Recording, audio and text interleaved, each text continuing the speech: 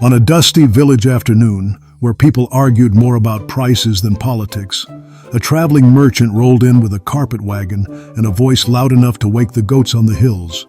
He promised genuine flying carpets, backed by magic, mystery, and a hint of dishonesty.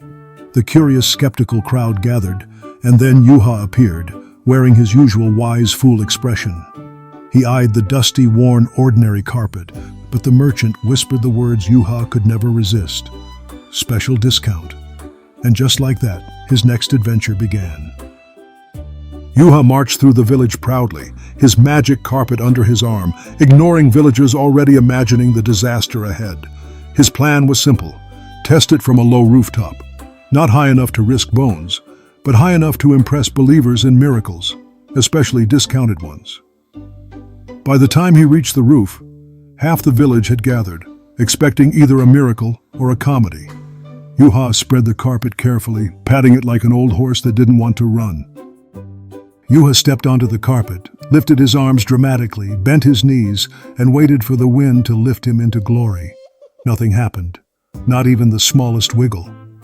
Juha scratched his head. Clearly, the carpet needed help.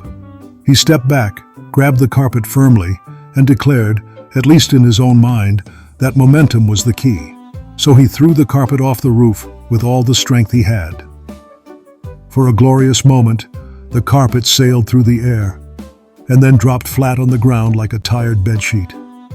The crowd burst into laughter, and Juha climbed down calmly as if everything had happened exactly as he intended.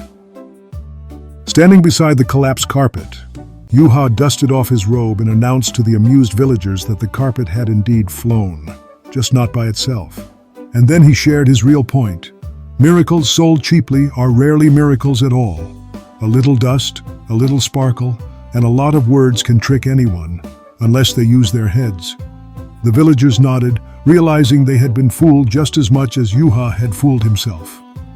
Meanwhile, the merchant with the magic carpets quietly disappeared from the market, taking his dusty miracles with him. And so, the village learned a simple truth. If someone promises magic at a discount, you're not buying wonders, you're buying trouble. Juha's carpet never flew, but the lesson soared higher than anything the merchant ever sold.